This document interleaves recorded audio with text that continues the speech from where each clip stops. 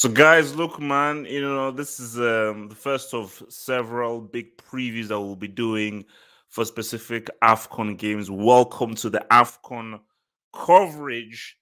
That's what you're going to be at here at the Half of Football Horseman. So, look, man, this is one of many, many big games, and there was only one man I could call, only one Egyptian who I could call, and that, of course, is Hazm to try and break down this Nigeria versus Egypt's game. Man, Hazm, man, what up, man? What up? What up? What up? What up? What up? What's going on? I'm half Egyptian, but still Egyptian. So yeah. Yeah, look at it. This is so interesting. So look, man, let me even start with this bit because obviously I so wish you could have come on to that our AFCON preview on Friday because when guys were talking. So even before we get into details, because I know you sent me a message that, bro, the disrespect towards Egypt is messed up. but the notion was, and especially it was coming from the Algerians and the Moroccans who are like, nah, like Egypt is just Salah. And Egypt don't really have a strong team to support them.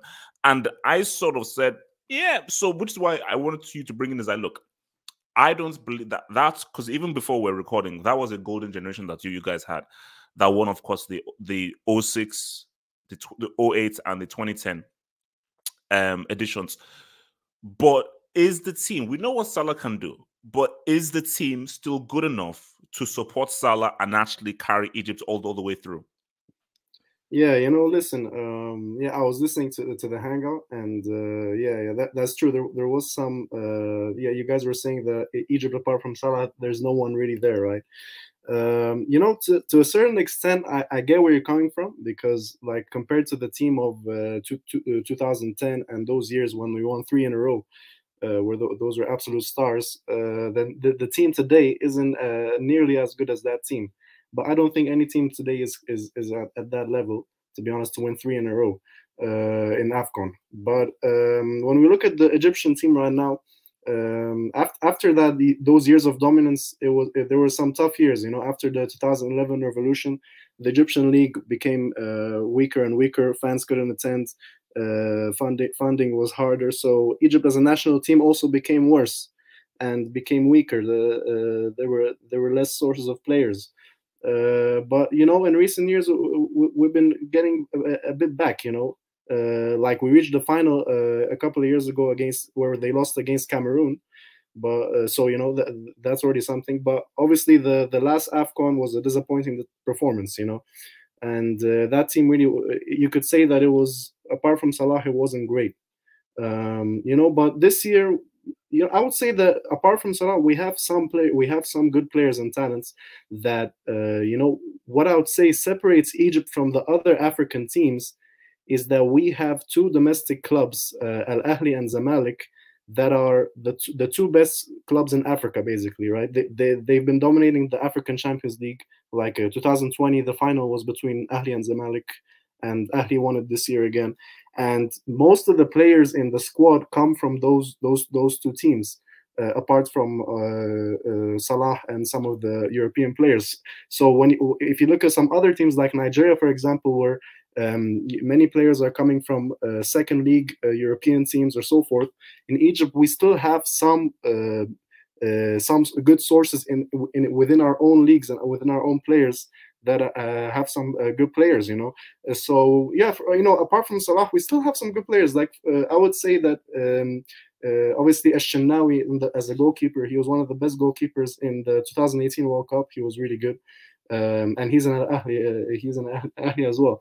In midfield, El Nini is not that good, to be honest. But the key thing is, because I think, look, even if we're focused on this game, Egypt are in a very weird kind of situation here because we don't have a player as good as Salah, so we have to play as a team. That's audio. So it's the days of Okocha and so forth. All those days are gone. But for Egypt, you see, when you won those 3, there wasn't a superstar. Even Mohamed Zidane and so forth. Yeah, he was good, but it wasn't like a superstar the way that Salah is, where this guy is literally like one of the best players in the world. So do you think that, yes, the advantage you may have over us is that, okay, we're just plucking individuals from all of these European clubs, some from the bloody second division, like freaking West Brom. But do you think a disadvantage could be because Salah is the first world-class player that Egypt has had and is such a huge superstar? Even the guys from the National League, they will be, because what we're hoping is you focus on Salah and we can mark him out of the game and everybody plays towards Salah. Because if you do that, that's great. So that means, take him out, double team him, triple team him, take him out of the game, then boom, we can nullify these guys. So do you think that could be a danger if you just, as sort of like how you see with United and Cristiano right now, like once a superstar is there, the tendency is to be like, bro, we know what this guy can do. Just give him the ball at every single time. That's what I'm saying. And the tendency to focus on Salah and just make Salah be the focus of the team, we shouldn't do that, because that's what they did in the last Afcon 2019, I think, or the one where we lost when we went out against South Africa. Salah, we were basically focusing on getting the ball to Salah, and it was pretty much a counter-attacking system where we would just be sitting back and just get the ball up to Salah. But that's not going to work against such a high-level Afcon, right? Afcon is at such a high level right now with teams, even Nigeria. Even Nigeria, if it's a weakened team, it is Nigeria at the end of the day. And you guys got some quality players in defense as well, Ekong and so forth. So this is why I think it's going to be different. Let me tell you why I think it's going to be different this time. We have a different coach right now, Carlos Queiroz. We finally have a top-level coach. Okay, we have a top-level coach that has experience in international football. He was manager of Iran for 9 years, and he did really well with Iran. In that World Cup when they drew against Portugal and they nearly beat Spain. That Iran performance was really good in that World Cup, and he did well with Portugal as well when they beat North Korea 7-0. That was a crazy performance. And he was Ferguson's assistant, and so Queiroz has huge experience. He was Real Madrid's coach. He's not a second-tier European coach, and he knows how to deal with national teams like Egypt, because Iran, although it's in a different continent and so forth, you could say it's a similar situation where they have many talents, but they don't know how to get a good national team together. And Queiroz did really well with Iran, and Queiroz plays a 4-3-3 system. And in that system, he doesn't focus just on Salah. He focuses on the team playing together well. He left out some key players like Tariq Hamid. He's a Zamalek player who he left out, and he said that he just doesn't fit his playing style. In the 4-3-3, he wants the midfielders to be fluid and be able to play the ball. And in attack, it's not only Salah. We have Mustafa Mohammed, who's in Galatasaray, and he's been scoring a lot of goals in Galatasaray. Like in 12 appearances, he has 6 goals and 2 assists this season. And last season, he was also pretty good in the Turkish league in Galatasaray, one of the top teams. So he's going to be the starting striker as well. And we have also Trezeguet, who just came back from injury. Trezeguet from Aston Villa. He was performing pretty well for Aston Villa before his injury, and he's an experienced player, so he's going to be on the wing. So I don't think it's only on Salah, to be honest. I don't think it's only on Salah. Let me now bring in the Nigeria case right now. So let me be real with you. If Geno Rohr, our previous manager, was still the manager, I would have zero confidence. Zero. And even if so, the biggest loss that Nigeria have is Osimhen. That is a colossal loss. Now, we just heard news that he has thankfully recovered from COVID, but he's now heading back to Italy, to Napoli, and so forth. For me, I have no idea why he can't really still be in the freaking team, but it is what it is. So, But my thing though is, my hope now is Austin Eguavoen, because Eguavoen is part of the 94 class, the World Cup 1994 team, so it's part of the golden generation. He's been manager before, and I think this is the difference here. Yeah. Like the guy that won all those Afcons for Egypt, he was Egyptian. Yeah, Shahata. Yeah. So for me, it's always also because you look at the Michael Bay dude who won it for Zambia and so forth, or the guy who won it for Cameroon where they beat Egypt. So there have been foreign coaches that won it, but I just think that as a rule of thumb, I think it is better to have a manager from the country lead your team through. So for me, I feel that with Eguavo coming in, even if there is a lack of quality in this squad, I still, for me, I am very excited to see Taiwo Awoniyi to who plays for Union Berlin. Yeah. He's dangerous, but he's been injured. So I don't know how fit he's going to be. Really, the guy I'm looking at the most is Iheanacho. That's the guy. Kelechi, Yeah, but for me, Kelechi is really the guy that I'm looking for. Because I mean, Moses Simon, he's a good walker here and there. And for me, look, how about here's nothing. Now, this is a guy who could be dangerous. Oyekuru. Oyekuru. Because he was a guy who I think he was at, I don't know whether he was at Sipo for a point. He was a guy who I thought was really going to explode and blow up, but for some reason, it didn't kick off for him. And here's the thing. This is almost similar to what happened with in the 06 World Cup, where it was supposed to be Nesta and Cannavaro. Nesta goes down, Materazzi comes in, and Materazzi is like the hero of the thing. So this could be, because remember, Osimhen went down, and then we had that whole drama with Dennis. So maybe for Oyekuru, this could be a chance for him to be like, okay, look, let me now seize this opportunity that I have. But I'll be with you, Hazard, man. I mean, let me be real with you. Goalkeepers, I'm not completely sold on it, man. Because obviously, I've forgotten his name. There's one keeper who he had to retire because he had an illness. Then our keeper who even Messi said, bro, relax. Vincent Ayema, he had a falling out with Olise and so forth, so he retired from the game, which is messed up. So we're very weak keeper-wise, you know. And when you look at it's now, I'm approaching those do Sanusi, who plays for FC Porto. Sanusi, very good. He's very good. Midfield, apart from indeed, who? Ola Aina. Wait, is he? Wait. Torino.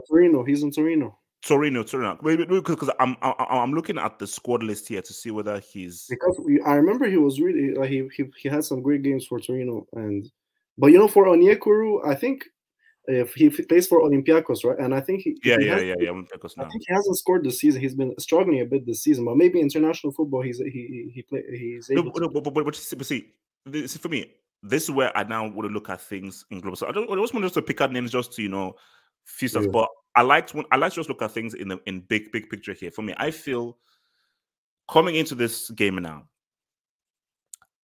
you see, an advantage that Egypt have. Salah is a danger man, and if Carlos Queiroz, who is very experienced, gets the team to play as a team rather than play to Salah, Egypt could be very dangerous. Now, and let me tell you an advantage in that respect. That we had a tournament right now. We had the Arab Cup, and that could be very important in building the team cohesion and the team spirit. And we reached the semifinals or quarterfinals, but still, it was a great experience for the players and to play together, and for the Queiroz to experiment his ideas. So, so I think that's an advantage for Egypt, to be honest. Oh, no, for sure. Because I think you want to get that team cohesion thing. But my thing as well, I do feel that an advantage for Nigeria here is I'm looking at Eguavo, because my thing is that I feel that Eguavo is going to come and be like, look, we have to play a style. And Nigeria have a style and an aesthetic of how we play in terms of how we dribble, how we move the ball around, and the unorthodox way in which we find spaces and so forth. So what I'm hoping is Eguavo can just allow these guys to express themselves, because there's ability here. There's a ability here that Clown Raw didn't really want to exploit. So my thing is, for this game in Egypt, I just think that Nigeria have to play with confidence. That's my thing. They have to play with confidence here, because that's why whenever you look at these games, I want to just see what do the first 10 minutes look like, because I want to just see how, because Egypt in the Arab Cup this is now where it comes big. So I want to know, what is Queiroz's plan of attack, and let's keep it real. For Nigeria, it's team. There's this now. If Osimhen was here, then how did not play with Osimhen? But with no Osimhen here, it's a blessing. It's a curse and a blessing. Of course, it's a curse because he is clearly Nigeria's best player, but it could be a blessing because now you now have to be much more of a team. There isn't a star guy you have to rely upon. So what I want to see from Egypt and what I think Nigeria will be hoping for is let these guys play to him. Because, again, with Salah is a blessing and a curse. It's a blessing because you have the best player in Africa right now and probably one of the best players in the world. So that's a guy who can. But the curse is what we want is play to him, focus on him, and have that belief that, man, look at what this guy can do. Boom. Because once that happens, then if Eguavon has done his homework, mark him out of the game. Get physical on him, push him wide, know what he does, don't allow him to come in on his left foot. Because once that happens, then boom, it allows Nigeria to throw more men forward and really attack.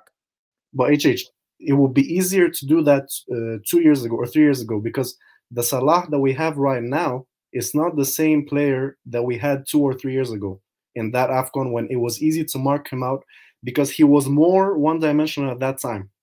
Now he's expanded his game. He's not only going with the left foot and that's it. He did the way he dribbled against Man City, against Watford. That was not just going on his left foot, and it's very hard to mark such a player who's now expanded his skill set to include so many different variations. And such a player is more able to carry a team than Salah 2 years ago.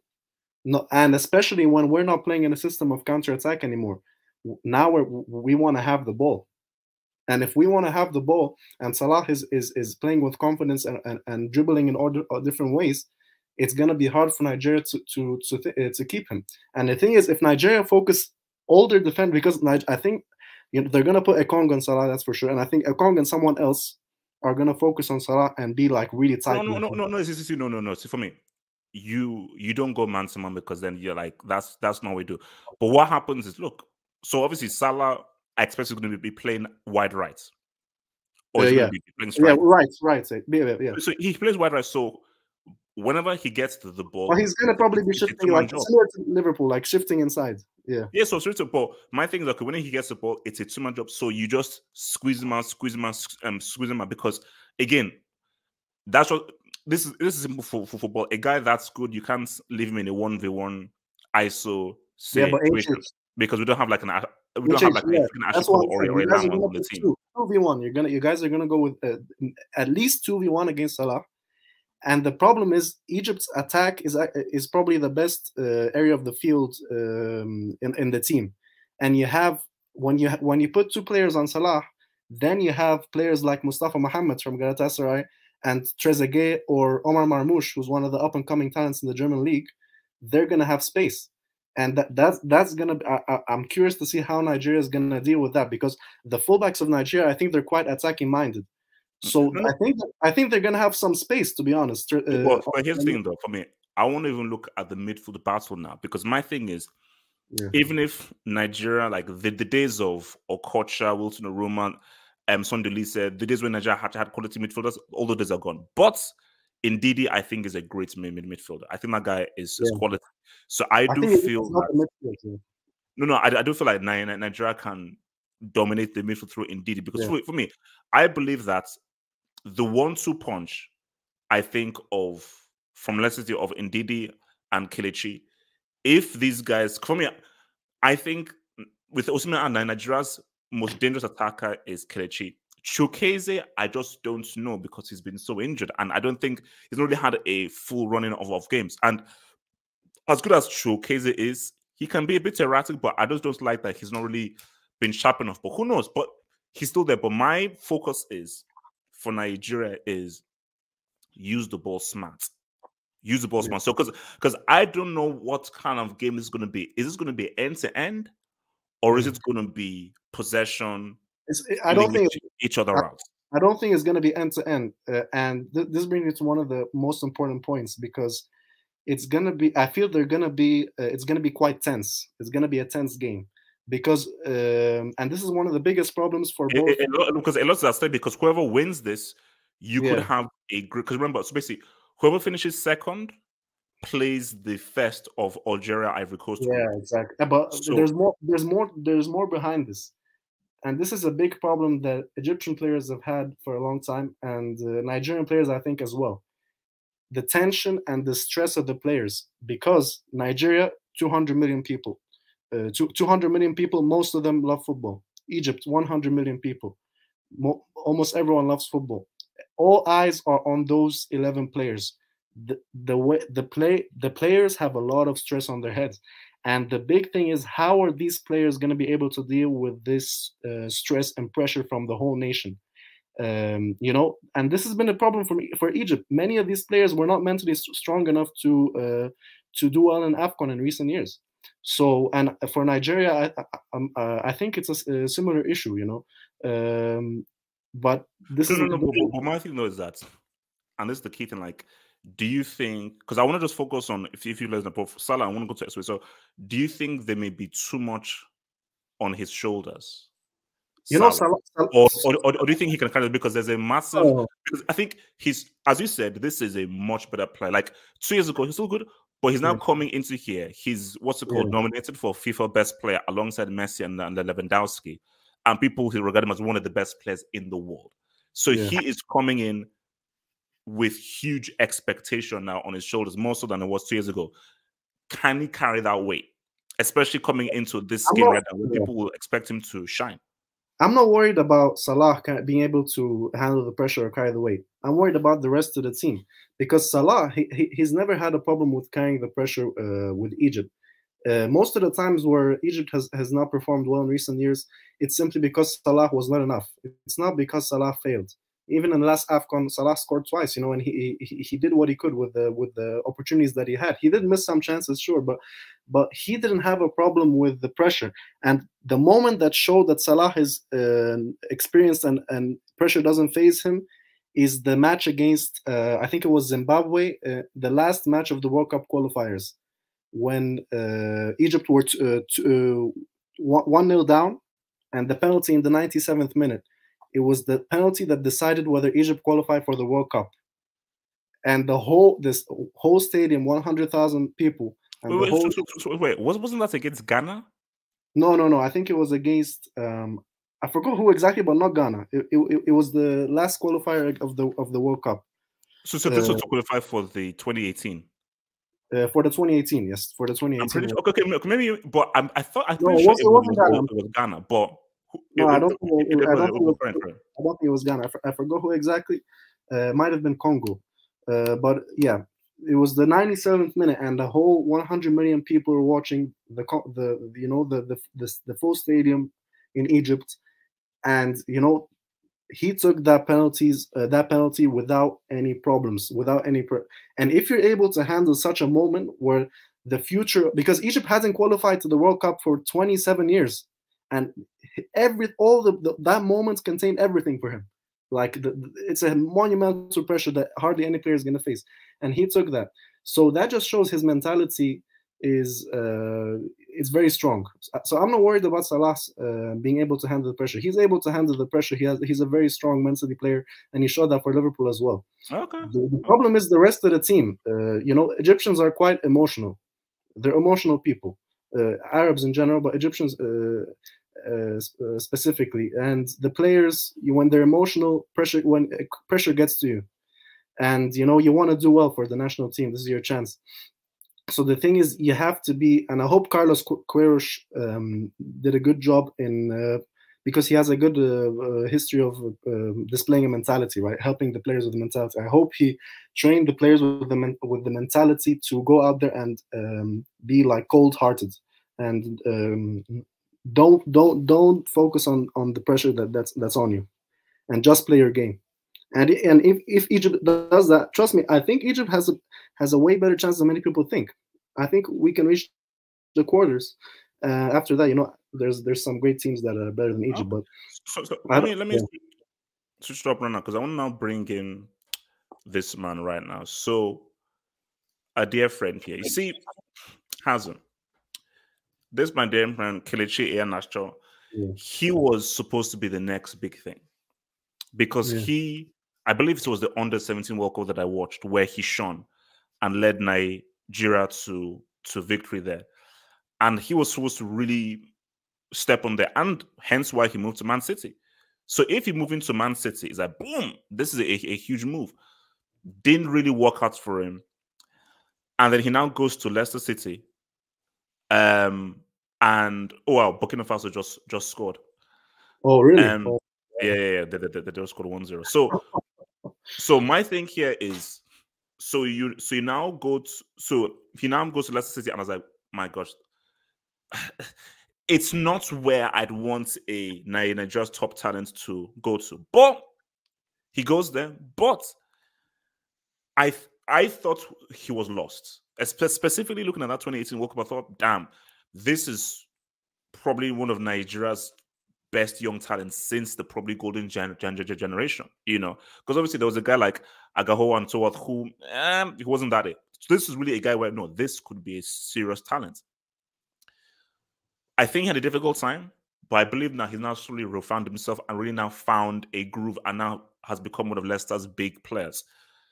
Yeah. So my thing here is that I think more so than Oyekru or any player, I think this could be his tournament, because I think if Osimhen was coming through, the spotlight will be on him, because I think everything into account, Osimhen is Nigeria's #1 player right now.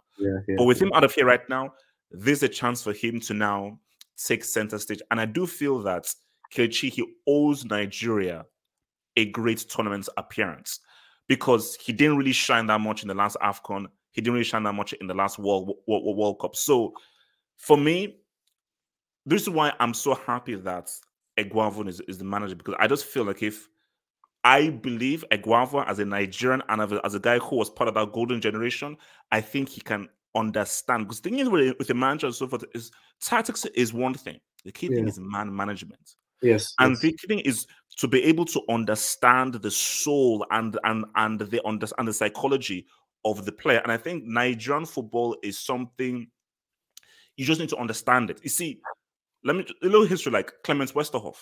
That was our manager back in '94 for the '94 World Cup. He was Dutch. It's funny, but he was married to a Nigerian. Actually, sat next to his wife on a plane once. But Westerhoff, he was embedded in Nigerian culture. So even when you hear him speak, he really understands Nigeria, understands the whole thing. And his partner, Bonfred Joe, Dutch guys, but they were Dutch guys who understood Nigerian guys. General, he didn't understand Nigerian guys. And if you don't understand our football, in terms of our football is predicated on dribbling, being able to have ability on the ball, and having that kind of flow with the football, like it isn't European, it is distinctly Nigerian. So I'm hoping, and I want to even explain this to you, I'm hoping that this can be his tournament. That, bro, this is where you can remind guys that, yeah, I am that talent from the Under-17 World Cup. I am that guy who has this amazing technical ability, who can score, but also be a smart playmaker as well, and a potent goal scorer.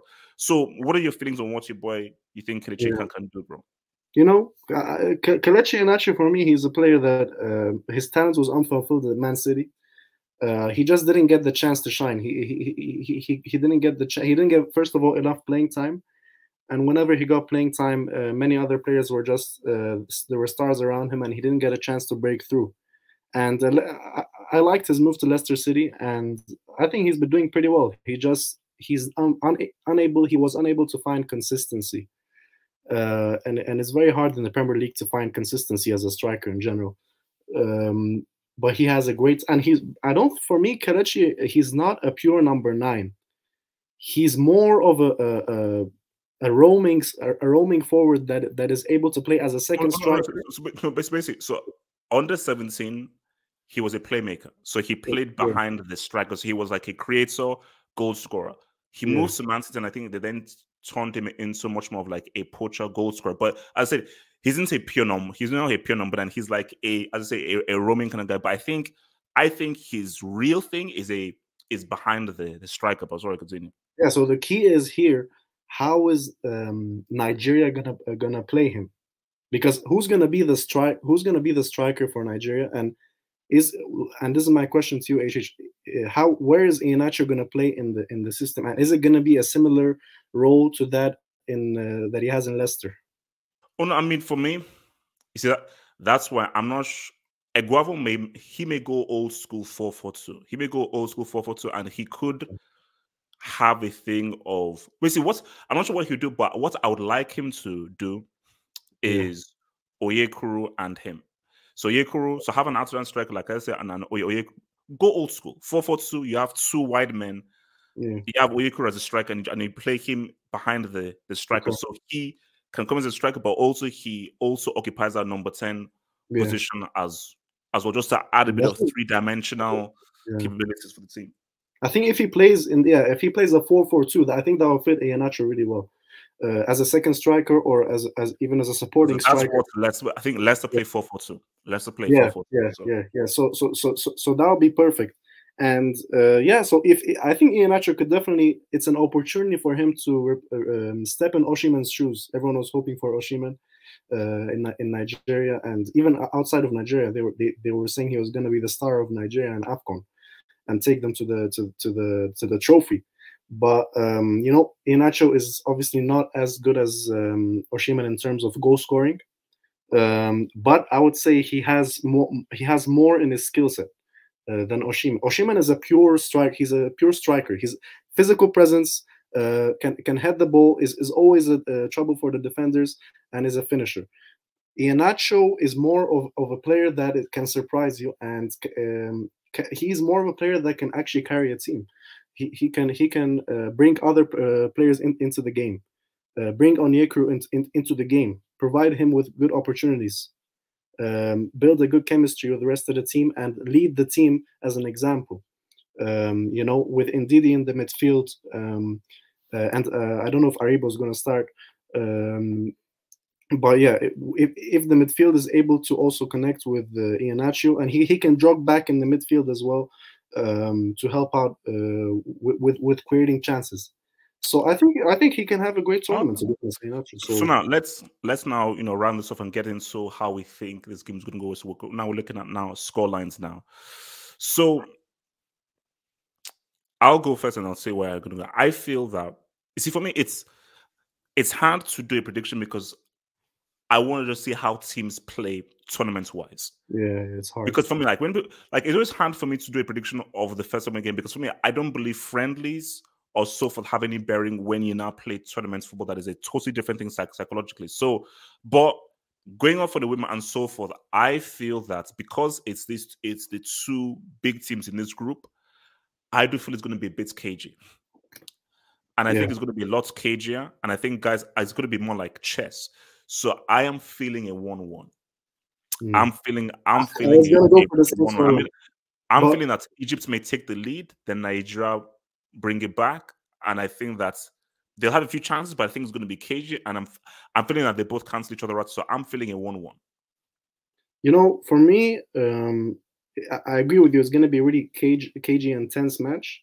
I think the midfield battle is going to decide it, and it's Nigeria's midfield. My thing is that, do you think Egypt are going to be very attacking through men forward, or do you think it's going to make them much more balanced and possession? Because that's going to be very key. What kind of game is it going to be? I don't think I think Carlos Queiroz has never been a coach that has been ultra attacking.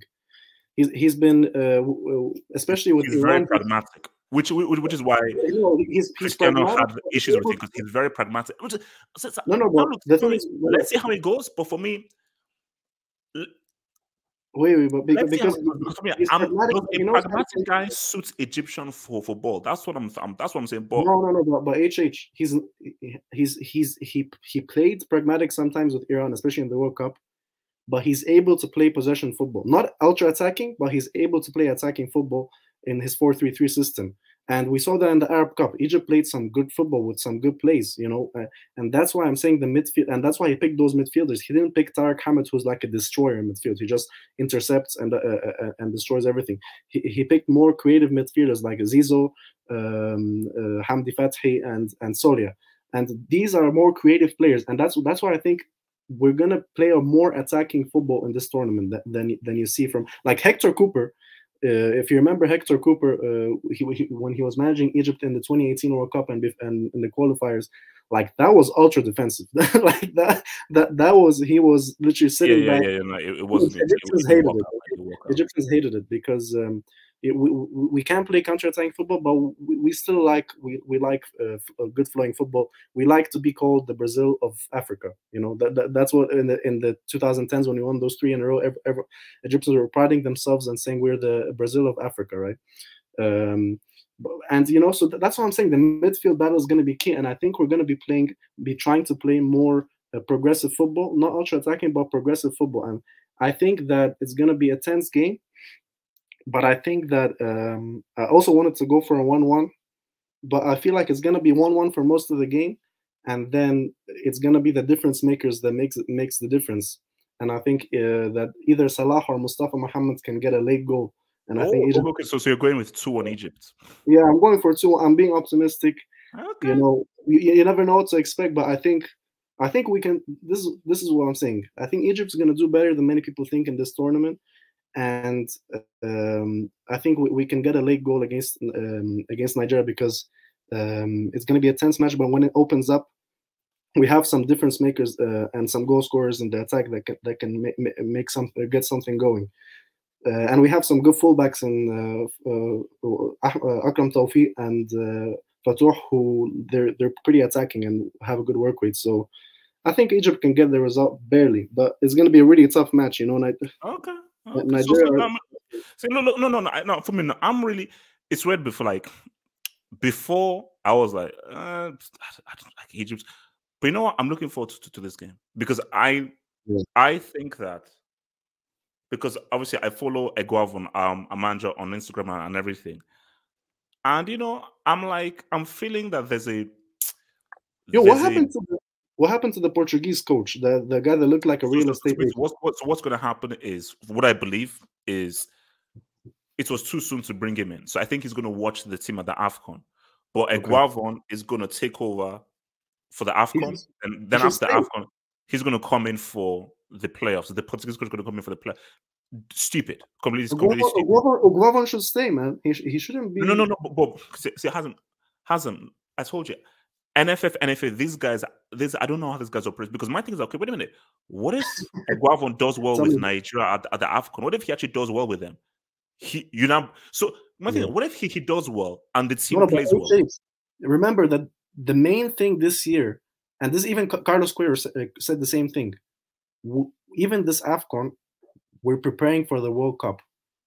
The main thing right now is we're preparing for the World Cup. This is the year of the World Cup, and that's the most important thing.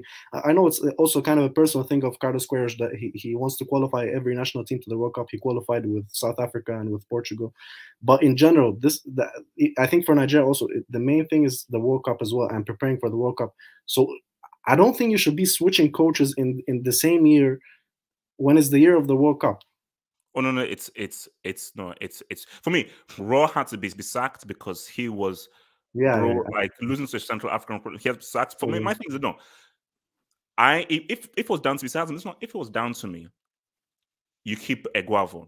Whatever happens, you keep it, and you let him take through to the Afcon.